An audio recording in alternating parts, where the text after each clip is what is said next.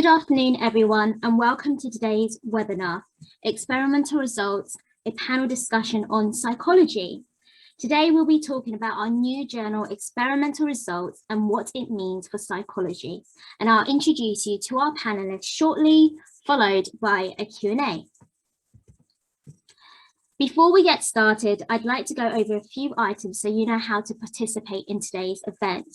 You have all joined in listen-only mode, which means you'll be able to hear us but not able to speak to us. However, you will have the opportunity to submit chat questions by typing questions into the questions pane of the control panel. You may send in your questions at any time during the webinar. We will collect these and address them during the Q&A session at the end of today's webinar. If we're unable to get through all the questions during the session, they will be included in a Q&A document that we will send after the recording. Should you experience any technical difficulties, please add this to the questions box and a member of the organising team will endeavour to help you. In the unlikely event we experience any issues, we will message the audience and restart the webinar. So to summarise, you will receive a recording of the webinar in the next few days. You can submit your questions at any time, and you'll also receive a survey at the end to know how useful you found this session and another opportunity to ask questions. So introducing our panelists, we have Ali Paskins, who is our publishing editor here at Cambridge University Press, Dr. Jess Payne, Chief Editor for Psychology in Experimental Results. We are also joined with Dr. Hannah Schachter, who is an Experimental Results Review and Editor and Author. Dr. Punit Shah, who is an Experimental Results Review and Editor and Author. And Dr. Emily Taylor, an Experimental Results Author. Really an amazing panel if you agree, and we really should have a great discussion, deep diving into what experimental results means for the field of psychology. I do want to encourage you to submit your questions at any time. Raise your hand if you feel like you have something to say. We really want to encourage you all to get involved in this discussion, and we're really looking forward to this. So to start, I'm going to hand over to Ali.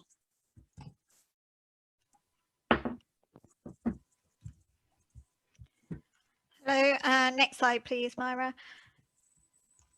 So I'm going to start by talking about experimental results and where we are so far.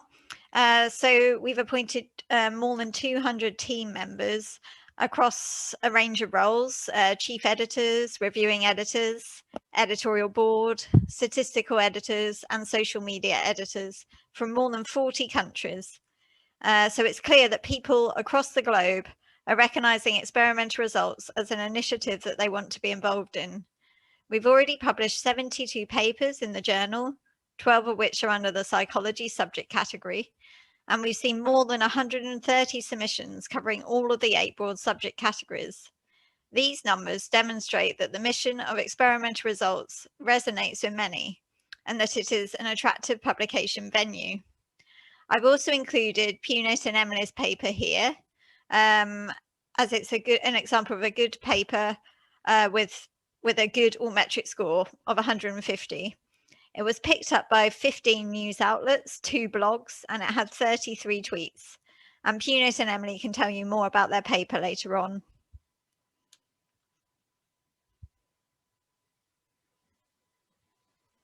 Next slide, please, Myra.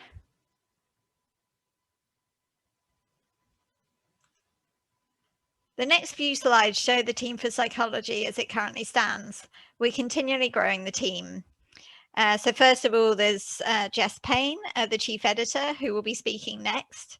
Jess is responsible for leading the psychology section, directing the scientific quality for this subject area, and advising on the journal's direction. We also have Lucy Livingston, who's the social media editor for the section. She is responsible for working with the other subject social media editors to enhance and grow the journal's Twitter presence, maximising visibility and engagement. We have a large number of reviewing editors with a range of expertise, as you can see here and on the next slide. The reviewing editors are responsible for managing the peer review process and making final decisions on the papers.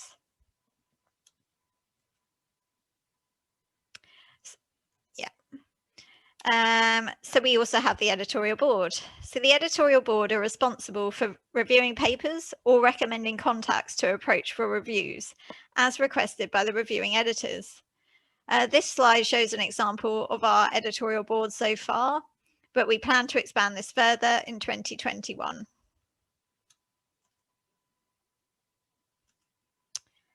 We also have 3 statistical editors focusing on psychology, listed here. So the statistical editors are responsible for assessing the validity of data in the manuscripts, as requested by the reviewing editors.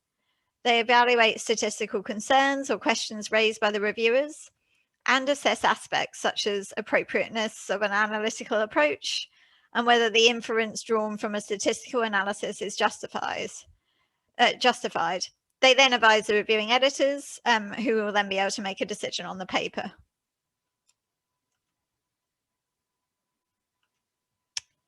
So experimental results operates an open peer review process, providing full transparency about decision-making to fit in with the open culture of the journal.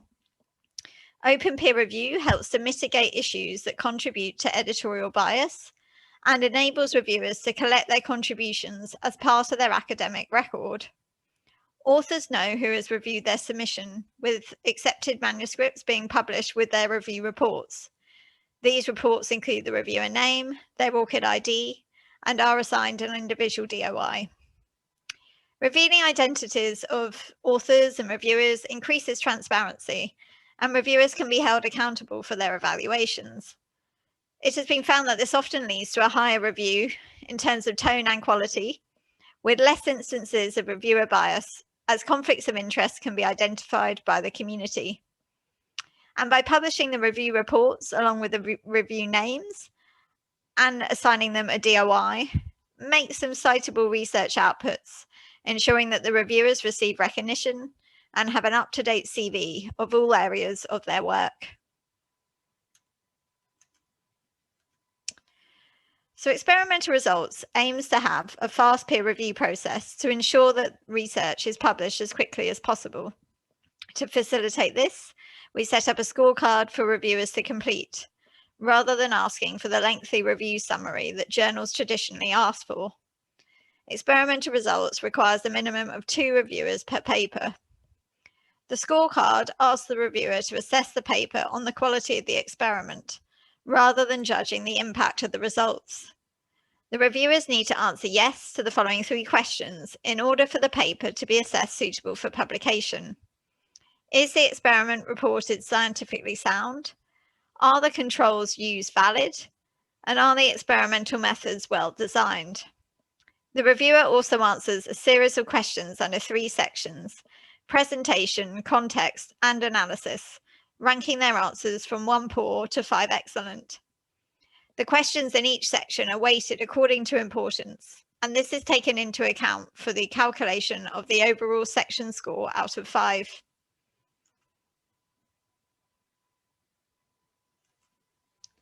And finally, experimental results as a community journal. Experimental results aims to progress the scientific field forwards, providing the opportunity for all sound experimental research to be published, regardless of how novel or how high impact. We recognise that we are currently in a reproducibility crisis, with duplicate research being undertaken globally, and we are hoping that experimental results will play a part in reducing this. We believe that Experimental Results is a journal run by the scientific community for the benefit of the community. The editorial team itself is large and growing, and we recognise that with such a large team, there is a risk that members can feel one of many and not heavily involved with the journal itself. We are working as much as we can to ensure that this isn't the case. All of the team have had the opportunity to receive a promotional materials pack and join both full team and subject group webinars, which have seen lively discussions around how to improve the journal, increase its visibility, and provide for each broad subject category effectively. We continually welcome feedback from team members on how to improve and enhance the journal, and implement these recommended changes wherever possible. All team members have also received the bi-monthly newsletter, which gives an update on how the journal is doing and any highlights. We have already made adjustments to ensure that experimental results provides for each of the subject areas it covers, such as having subject-specific instructions for authors where needed. We also fully recognise the importance of good reviewers to the success of a journal. Editorial board members are expected to review up to 5 papers a year. In addition to the recognition that reviewers receive through open peer review, we are offering reviewers discounts on article processing charges for submitted papers. Authors who have carried out a peer review will be able to claim a £150 discount on the article processing charge up to a maximum of 2 peer reviews, so a maximum discount of £300. We are also keen for experimental results to provide for early career researchers as much as possible, with many early career researchers being team members already. We are currently working on setting up initiatives to help early career researchers with reviewing, such as peer review mentoring and peer review and author workshops. I'm now going to hand over to Jess, who will be able to tell you more about what experimental results means for psychology. Okay, hi everybody. Give me just 1 second while I share my screen here. I want to apologize for the poor quality of, I don't know why it is so dark in here. It doesn't look like that on my side. All right, so I hope everybody can see that okay. Can anybody confirm that for me maybe on the team? Does it look all right? Looks good. Okay, excellent. So thank you, Ali, for that. I think it's a really great introduction to the journal as a whole. I'm going to speak a little bit more to psychological science. So I'm really going to try to talk through this from a psychological science perspective. Obviously, that's still very, very broad. But I think that's one of the charming things about the journal is that really we're looking to publish all solid results, all well-powered results, all methodologically sound and well-designed studies, so that we don't run into additional problems with the replication crisis, and we don't end up with a scientific record that really only profiles the positive results that are published. I think that's a real problem. I think you'd agree that in many fields within psychology, that happens a lot, where you are probably unaware of a lot of the work, a lot of the science, a lot of the experiments that have been done on a particular topic because they don't get published if they don't find something positive, if they don't find something sexy, if they don't find something that's really novel as opposed to incremental. I hope that some of you are nodding your heads along with me as I say this, because it's quite frustrating. I mean, obviously, if every new result needed to be novel, we'd be in trouble because we wouldn't be doing due diligence on all of the replications that need to happen on a certain experimental front before moving forward. I do really see that as a problem in our field, where everything really needs to be new and it needs to be written in a way as if it's going to revolutionize the whole world. I think that, part of that is where the media gets involved. And if something doesn't seem splashy, there are just too many editors, I think, and too many reviewers right now that think it's not worthwhile. And I do see that as a huge problem with science and a very big one in psychology and neuroscience as well. So just a little bit about me. I am a professor at the University of Notre Dame. I'm a memory scientist. I run the sleep, stress, and memory lab, which is a pretty big lab. I have 5 graduate students right now and 2 postdocs. At any time, we have about 20 to 25 undergraduate students in the lab, just because we do overnight studies and stress studies and studies that take a really long time. And then I just wanted to tell you a little bit about why I took this job, which I think I just summarized, but it's because I, really think that there is a need in our field for a journal like this, that publishes all of the solid results that Allison was just talking about, so that there's a record of them somewhere. So for instance, if you have a student who wants to do work in a certain area, they'll be able to find something closer to the full scientific record on what's been done, rather than just the 1 or 2 positive result papers, because everything else is in somebody's file drawer somewhere. I also see it as a way to publish more incremental but important findings. And also, I don't know if any of you have had to do this, but there have been articles that I've written in the past where, there's a result in there that maybe doesn't fit the overarching sort of thesis of the paper. It's a little bit about out of left field or a little preliminary that I really want to keep in because I think it's so cool, and has, a great ability to generate more ideas and future hypotheses. But I've been asked on several occasions to take those out of certain manuscripts, and then they really do just sit in a file drawer. I mean, some of the old ones literally are in file drawers. A lot of the new ones are somewhere on my computer somewhere. So as you can hopefully tell, I'm just very passionate about this. I just think that to do science well, this is necessary. And we really do need to change everything from the way we publish and what gets published, what gets out there in the scientific record, to how we assign credit, right? And so I think in order to thrive in the scientific field, you really ought to be given credit for any quality publications, even if they're not necessarily new or splashy or sexy or novel. So I'm hoping that this will be one small step toward creating those changes, which again, isn't just going to be about publishing. It's also going to be about how tenure and promotion decisions are made. So I really just do think that if our psychological science is going to progress, it's just essential not only that we do solid research and power our studies much better than we have in the past, but again, that all methodologically sound studies make their way into the scientific record. So that's why I took the job, is because I just think that is probably one of the most important things in science right now that needs to be addressed. And I think that this journal, it's obviously sponsored by a very reputable and very old press, Cambridge University Press. And I just hope that it's at the vanguard right now, but I'm hoping that this is the way the publishing field is moving. I really hope that it's moving forward in general. So I thought I'd just take you through a couple of really fun slides, actually, that were provided to me by the press, but that I really related to. Okay, and so this is a little bit of a picture of the journey of a researcher, which is very much true for me. You go into the field, obviously I don't think any of us go into it to make gobs of money, but you go into it because you love psychological science, right? And, if you think back to your undergraduate days or maybe early days of graduate school, you feel really passionate about science and it all just seems, very doable.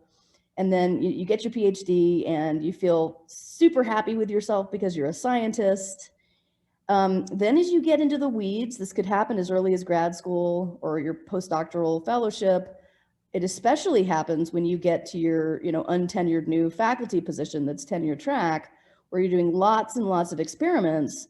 But wow, this isn't as easy as I thought. And why is it that every article I read in the premier journals seems so perfect when what I'm finding is a lot of really messy, unexpected results? And what does that mean about me? Does that mean I'm a bad scientist? Am I doing the work wrong? Obviously not necessarily. I think that what happens is that's the positivity bias in science. That's what happens, is that you're made to feel that way because all you see in terms of what ends up, especially in these very high profile journals, are experiments that are a little bit too perfect sometimes. And I worry about that. I worry about a little bit of, cutting of corners and maybe not talking about everything that was found in order to produce these papers that look like they were the easiest thing in the world. And so then I think it's easy to get discouraged and think, wow, this isn't making sense. So there's no way I could get, this was like a pet project and I think I conducted it really well, but there's no way I can get it published in, whatever your super journal is. Maybe that's psychological science for you. Maybe it's Science or Nature. And that can be particularly hard when you see other peers doing that. And you'll hear things like, well, you get a science publication and that'll make your career. So this is, if you've ever felt this way, I want you to know it's ubiquitous. I think we just don't talk about it enough. And then I think a lot of students and a lot of early faculty members feel like, I must just not be very good at this. I'm a failure. And that's just not the case. That's the cultural mythology that surrounds the scientific process, that it should somehow always work out and be easy. And I do think that that's reflected in what we publish, but that's because we don't publish the vast majority of what scientists actually find. So I think when it comes to why we do science and why we do psychological science in this case, it's to push forward, it's to push knowledge forward and to, sort of solve whatever the question is that you're interested in, And if you're excited by new discoveries and being very, very curious, and you really want to answer whatever it is that you're trying to study in your field, all of these, for not just for psychology, obviously a lot of these examples are broader than that, but those are the good reasons, all right? Rather than I think what sometimes it's degenerated into, which is, well, I want to do science to get a paper in Nature and hopefully get the Nobel Prize. That's not why we should be doing science, but I do think we put the cart before the horse a lot of the time. Have you ever heard your advisor say, like, well, if that turns out that's a Nature publication, or if that turns out we could submit that to Psychological Science? That's just backward. It's not the way we should be thinking about it. And so I think that we often end up feeling like failures because clearly the real rewards are only available for the people who discover things first, as opposed to those people who do really, really, maybe even better work, but they do it second, who report a positive result as opposed to a negative one. It's very hard actually to publish negative results once there's even a single positive paper, because it flies in the face now of somebody's theory or some landmark experimental finding that becomes taken as fact, when we know as scientists that's just completely improbable, and that we actually need to do the study many times, or versions of it many times, to know whether it's real or not. I personally don't believe anything until I've seen it replicated at least 10 times. And those results that fit into the narrative required of a research paper, which is where we also want to be an outlet for those little findings that you think are cool, but don't necessarily fit into the narrative of a paper that you're publishing. So of course, what's happened to the majority of the scientific record in psychology is it's hidden. I mean, it's just hidden. It's on people's computers somewhere. I think if you've tried to do a meta-analysis, you know how hard it is to get anything beyond what's in the published record, even if you're begging your colleagues to, give you their data. And probably a lot of that is because they can't even find it anymore. I mean, certainly that's happened to me. So it's a problem. It's a really big problem for knowing what's real. And we at Experimental Results are setting out to change that. Okay. So we're looking to publish research that fill all these gaps in knowledge, rather than focusing only on the eye-popping, impactful research that we tend to give so much fanfare to. So as Ali mentioned, this is a really collaborative and science-driven and open, completely open pathway for research, where we want to capture all that messy, inconclusive data. We want to share it and get conversations started. We don't want to contrive the experimental results for, to fit a narrative. I can remember in my postdoctoral years having people say, like, oh, we'll just change your hypothesis, if it didn't fit your results. Talk about bad science. I think the open nature of the journal is just extremely important, because it starts to address, a lot of the biases in publishing. And again, we're hoping that this will eventually link to bigger decisions around hiring, promotion, funding, et cetera, because you'll be publishing, if you publish with us, in a reputable press, journal in a reputable press. All right, so I'm just going to go ahead and stop there and see if there are any questions for me. I'm going to look and see if there's one thing in the chat yet, and I don't think there is. And so in that case, I am going to go ahead and, unless somebody raises their hand, there'll be an opportunity for you to ask at the end in the Q&A session as well. So what I've just tried to give you is sort of a high-level bird's eye view of why I think this journal is so important in our field. Now I'm going to hand it over to Hannah, who's going to take you through the anatomy of a paper, because I recognize that the format is a lot different than anything we've learned to do, especially because it's so short. So I will go ahead and stop sharing and turn it over to Hannah. Thank you, everybody, for being here. Great, thank you, Jess. Let me just share my screen here.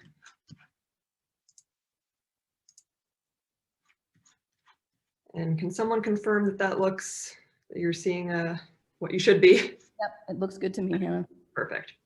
All right, well, thanks everyone for being here. So I am a reviewing editor at the journal, and I've also been an author on a paper published in Experimental Results. So hopefully I can offer some insights into the anatomy of a psychology paper, specifically in this journal, given as you just heard that it's a little bit different than maybe your typical journal article. So what you'll see here is actually an annotated version of the paper that I published in Experimental Results, kind of highlighting some of the key elements of the paper, requirements, and things like that. So I'm just going to walk through each section. And again, if there are any questions, I'm more than happy to field those as we go through. So at the beginning, you'll see at the top there that the article is designated in a broad subject area. So in this case, it's in psychology and psychiatry. The journal involves 8 different subject areas broadly covering various STEM disciplines. And then something kind of unique here is that there is an indication of the results type. So when you submit your paper, you can actually choose from several different descriptions for your paper. So things like an experimental replication or a negative result or a novel result. And so here I designated both negative and novel for my particular set of findings. I also linked this to your ORCID ID. And then there's a pretty standard abstract with the 150-word maximum, followed by 3 to 5 keywords describing your paper topics. The introduction is a mandatory section, just like you'd see in most journal articles. However, you'll note that this is quite short compared to typical introductions. So the general guideline for the journal word limit is 2,000 words. This is pretty brief, and so that means that you're really focusing on keeping all sections of the paper quite concise. So you'll see here I have this one paragraph of background information, and then quickly get straight to a one paragraph description of the study objective. The objective section is optional. You could also just combine this with your general introduction section and not create kind of a separate header for this. So that's really up to you. But again, very brief overview of relevant past literature, setting up your study, and then outlining the goals or the objectives. After that, there is a required method section. Again, recognizing that word limit, this is going to be relatively brief. One thing I'll highlight here in my particular paper is that I did link to some supplemental study materials, including a pre-registration and the actual data used that I had uploaded on the Open Science Framework website. So I was able to include that rather than putting a lot of extra information in the text. And then I also supplemented with some tables, which you'll see in a moment. Then there's the required results section, where again, I've supplemented this with tables to display some of the specific statistical tests and findings rather than describing everything here in written form. And then you'll see the beginning of a discussion section here that will continue on to another page, although technically it's actually not required. So you can just combine your discussion with the results in terms of summarizing the findings if you don't want to have that separate section for it. So as I mentioned, you can have tables and figures in your article. So there's up to 4 allowed. And this is a nice way to kind of display information that you don't want to include there directly in the text. So here, for example, I was actually presenting the content of my experimental manipulation, which involved participants reading these various vignettes. So content that I thought would be helpful for readers, but I wasn't going to place that directly in my written methods section. Again, a few more tables. These are statistical results from the paper, and then the remainder of my brief discussion continues here. Although the discussion technically is not required and you can kind of combine that with your results, there is a mandatory conclusion section.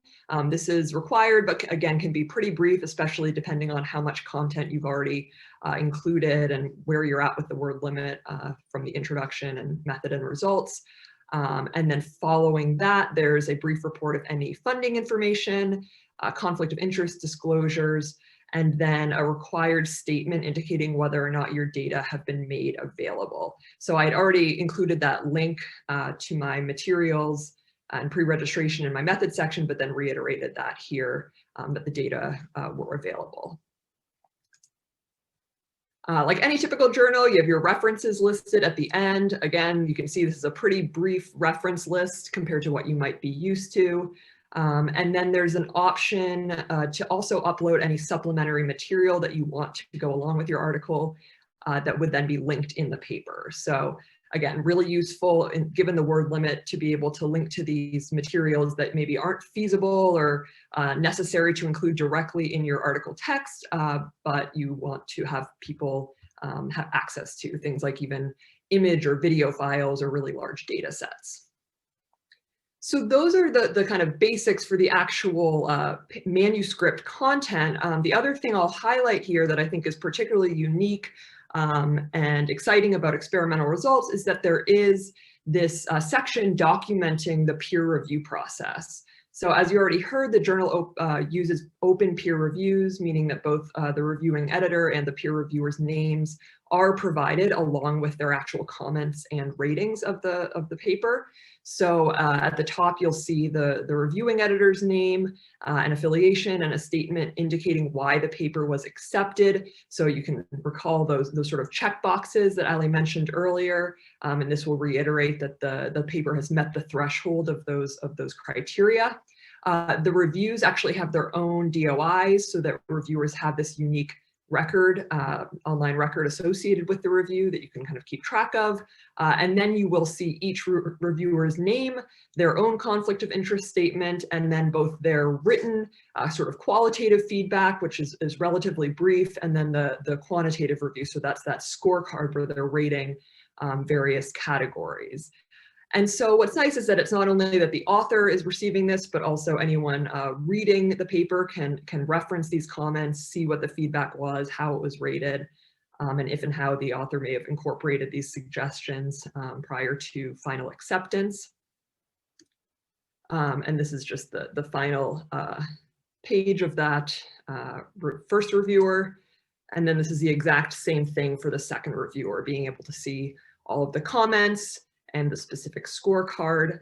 And again, just a few things to highlight here about the reviewing process. First, again, it's really transparent and open. So there's no questions asked. You know, you can see if there's conflict of interest. Reviewers are kind of held accountable for what they're saying. It's associated with them by name. These are also really brief reviews. So it's a minimal burden on reviewers themselves, and it can really expedite the review process. You're getting your paper back pretty quickly. And then lastly, I think despite the fact that the reviews are pretty short or concise, the combination of the written feedback as well as that scorecard offers kind of a nice combination of brief but actionable changes that can be made if necessary. It's pretty common just to have a single round of minor revisions with this journal. So there actually aren't major revisions. It's either rejected or accepted with these modifications. And so I hope this was helpful for giving some context to what this actually looks like in practice. And again, I'm happy to answer any questions. So I'll pause to see if there's anything that I can field right now. It looks like there is not. So with that, I will turn it over to Dr. Emily Taylor and Dr. Punit Shah to talk about their experience publishing in experimental results.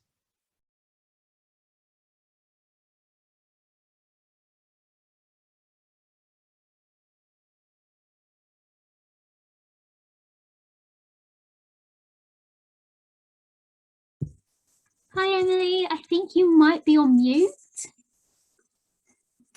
Good catch. Thank you. No worries. Hi. Yeah. So I am the first author of this paper that was published in Experimental Results last year. And today I thought I would just share with you an overview of this research and why we chose to publish it in Experimental Results. And then I'll hand over to Dr. Punit Shah, who was the supervisory author on this paper, to tell you a little bit about the impact of this work.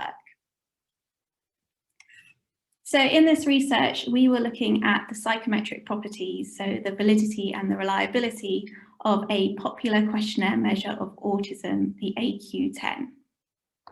So the AQ-10 is widely used in clinical practice, and it's considered to be the gold standard screening tool for autism in adults. So for instance, in the UK, it's the NICE recommended tool. However, it's also increasingly being used in psychological research, where AQ-10 scores are being taken as a measure of autistic traits in the general population and then correlated with other measures of cognition to see if perhaps particular cognitive processes may function differently in autism or those with high autistic traits. However, this is actually a move away from the originally designed purpose of the tool as a screening tool. And so there actually remain some questions about whether this is an appropriate, valid and reliable use of the measure. And that's really what we wanted to explore in this research. So more specifically, we aim to examine the factor structure and the internal consistency of the measure, which are two key psychometric properties. And to do this, we actually conducted a secondary data analysis of an openly accessible data set from Goldwitzer and colleagues, where over 6,000 people had already completed this measure. So this was an ideal data set to use for our aim. And having run our various analyses, we found that the measure actually had really poor psychometric properties. So there was no single factor solution in the factor analysis, and it had a really poor internal consistency. So this essentially suggested that the different items on the measure were perhaps not measuring this single construct of autistic traits. And this led us to conclude that actually we should caution against the use of the AQ10 as this continuous measure of autistic traits, as it may not be valid in this particular context. And this has really important implications, not only for the design of future research in this area, but also may potentially call into question the validity of a number of previous studies that had used the AQ10 in this way. So this was a really important finding that we wanted to get published. So why did we choose to publish in experimental results? Well, we were first drawn to the short format of the articles, which would allow us to concisely outline our research. But this was particularly ideal as our finding was a supplementary result. So we didn't necessarily have a need for an extensive theoretical discussion or even lengthy methods, as we were relying on this secondary data analysis. However, as I've said, it was a really important finding. So getting this published as a paper was really important to us. It's also worth noting for us that this was actually potentially quite a controversial finding. We were calling into question this widely used tool. So we, as early career researchers, we could have had quite a lot of difficulty publishing this elsewhere, particularly, for instance, in more niche autism journals where use of the measure is quite widespread. So the more general nature of experimental results really appealed to us. And lastly, we were drawn to the open nature of the journal. So the open peer review ensured that we received critical but constructive feedback on our work. And the open paper would ensure broad readership of the work from clinicians to researchers, but also autistic people, which was a really high priority for us. So together, this seemed to suggest that our paper and experimental results were a good fit for this publication. So I'll now hand over to Punit to share a bit more about the impact of this work.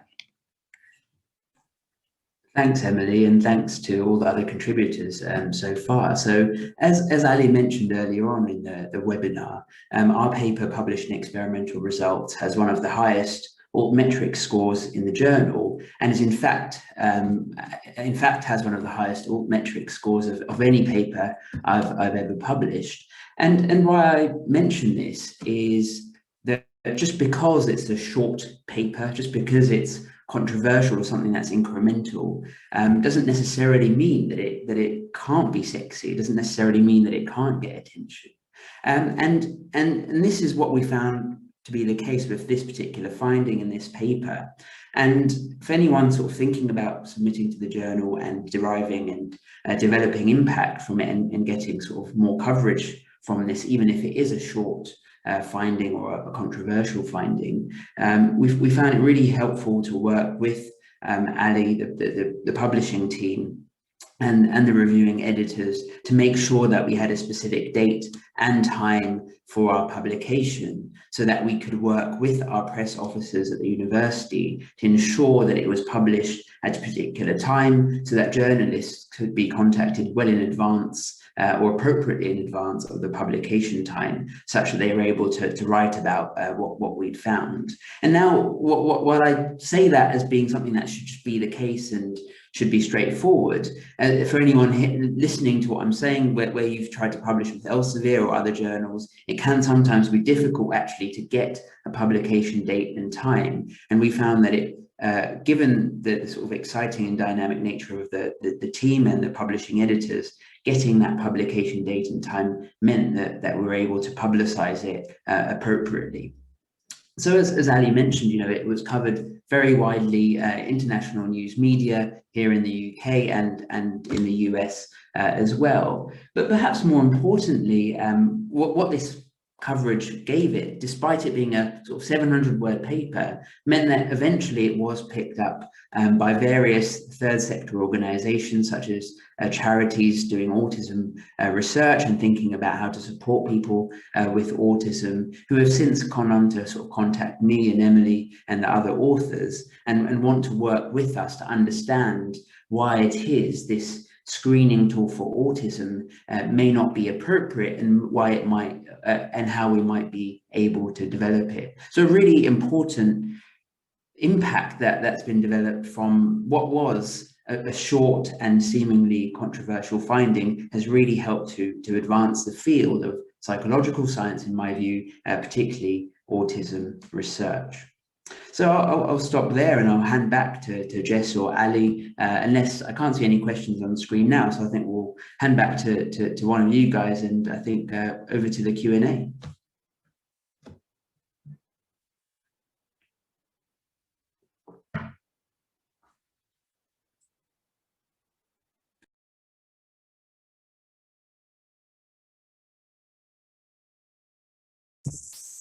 Okay, amazing. So Jess, I don't know if you want to go ahead and steer the Q&A.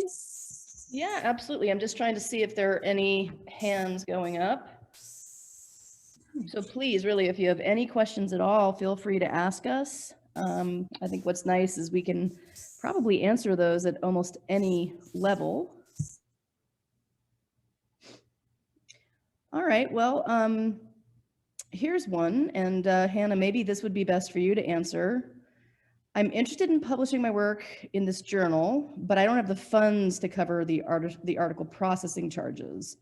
Are there opportunities for fee waivers or discounts? Yeah, sure. So as Ali, I think, mentioned initially, one option is that as a reviewer at the journal, you actually can get fee waivers. So for one peer review, you can claim a £150 discount on that article processing charge, up to a maximum of 2 peer reviews, so a maximum discount of £300. There's also a couple other options. So there are discretionary waivers provided where the journal just needs a letter from the author's institution confirming that there's no funding available, and then it can be waived. And I'll drop a couple of links in the chat in a moment just to link people to these resources. And then there's also waivers available for authors in lower middle income countries that are on this Research for Life country list. Again, I'll drop a link in the chat to see, you can kind of gauge if you're eligible using this online tool. And also if your institution participates in a read and publish deal with Cambridge University Press. So I'll drop those links, but yes, there are definitely options if the cost of the publication is a potential deterrent. There are ways to address that. Okay, thank you, Hannah. Actually, this one might actually be good for you too. Let's see, does the journal publish any form of empirical psychological research, or does my paper have to focus specifically on experimental as opposed to correlational findings?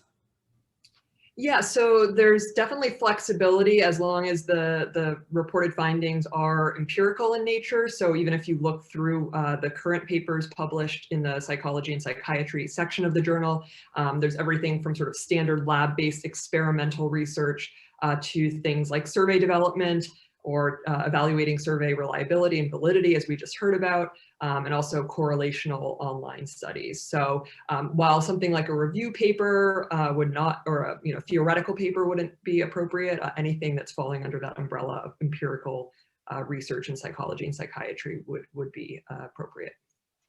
Yep, I agree 100% there. Let's see, Emily, I think got a couple that might be good for you, if you don't mind. You've spoken about how there are several important implications of this research, and it seems to have had considerable impact. How easy was it to communicate the importance of this work, given that it was such a short article? I think once we'd adapted to the writing style of the journal, it was actually fairly straightforward to do, in the sense that with a shortened format, you're really forced to think about what are the most important aspects, and then communicate them succinctly. So I think actually the short report may have facilitated this. So in longer articles where you talk a bit more about the various interpretations of your result, I think sometimes the key message can get a bit lost in the overall argument. So I think in our case, where we wrote it quite clearly, it was quite evident what the impact was. And I think that made it understandable for a range of different people as well. So not just experts in our field, but across a range of different domains. Yes, definitely. If I could just add to that very, very quickly, the other advantage of having short papers is where your institution is sending it on to journalists with a view to it being publicized, actually having a really short, concise article, particularly with the sort of kudos and the reputation that comes with Cambridge University Press, meant that it was very well received, picked up, and then written about by journalists. A real advantage of this journal, I think, in keeping it short, concise, and having this exciting format. Without question. Yeah, thank you for that. This next one, I think it could go to any of you, in fact.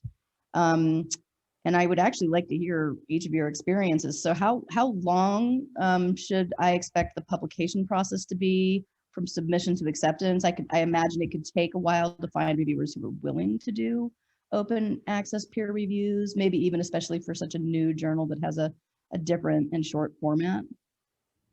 So I think in mine and Punit's scenario, it was actually a really rapid process for us. So I think we submitted it in September and had it accepted by December. So it was less than 3 months. And I think, I don't think there was any difficulty in finding reviewers, but I think the short structured nature of it really appeals to people.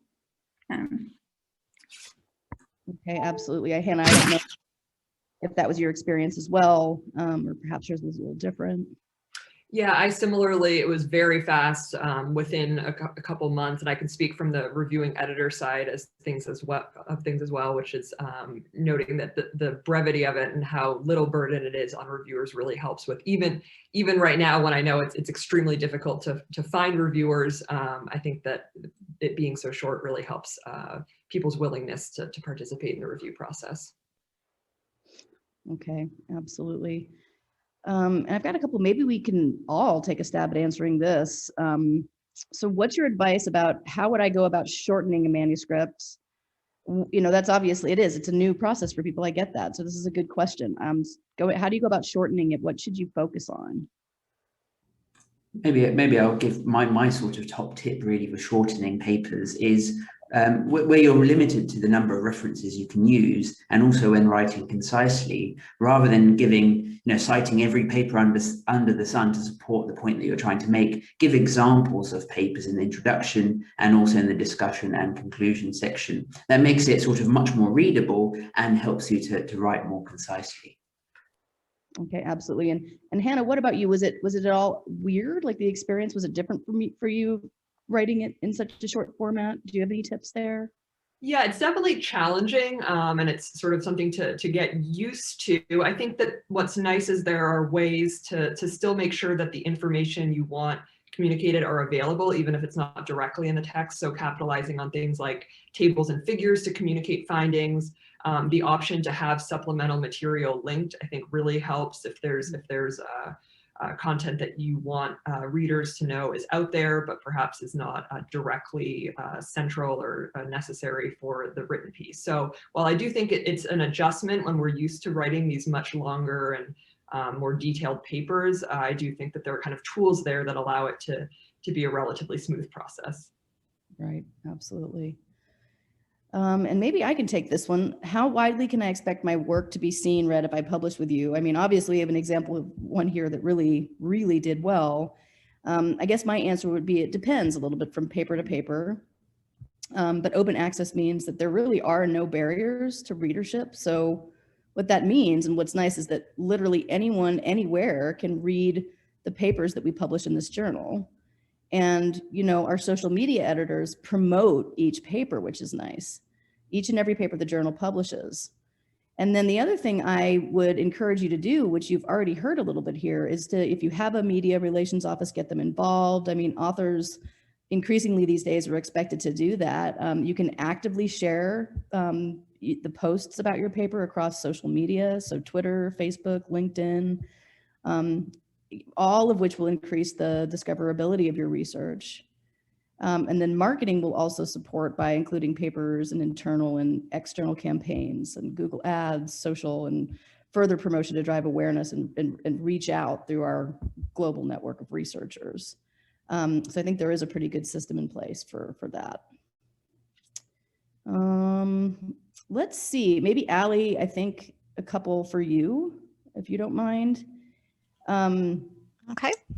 The majority of team members from psychology seem to be primarily from the US. So what's your feeling? Are you happy to consider applicants from other regions as well? Because I'm interested in joining the team.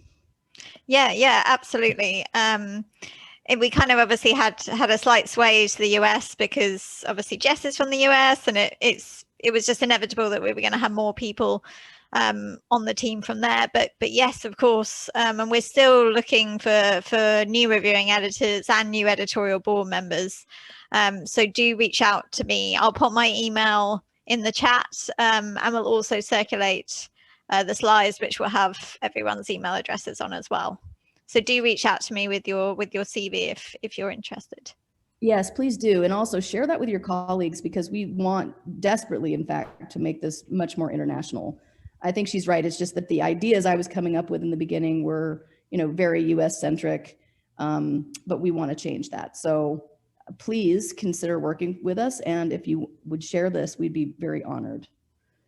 All right, Ali, maybe if this one might be good for you too. Have you had any issues so far with the open peer review process, like complaints to reviewers, et cetera? No, we haven't had any issues or complaints to date. We do have a process in place in case of issues. So we recommend that if anyone has have comments that they want to make, that they direct them to me rather than going to the author or the reviewer themselves, or to the reviewing editor themselves. So yeah, that's the process we have, but yeah, we haven't had any complaints yet. Okay, that's good. That was actually a question I was curious about too. Well, let's see if we have any more coming in. Any last questions you have for any of us?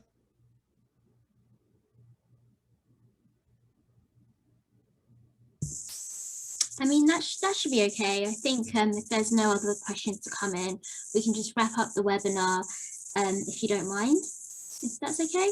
Yeah, that sounds fine. I'll turn it back to you guys, Maya and Ellie. Let's do it. So if there are no other questions to come in, I hope those pre-submitted questions have covered a broad range of questions and answered anything you might have had. So that kind of brings us to the end of today's webinar. I really hope you've enjoyed it and found it useful to the discussion, hearing from different perspectives, from publisher to editor to author. I'd really like to thank our panelists, Ali, Jess, Punit, Hannah, and Emily for taking part today and for their time. It's been really, really great.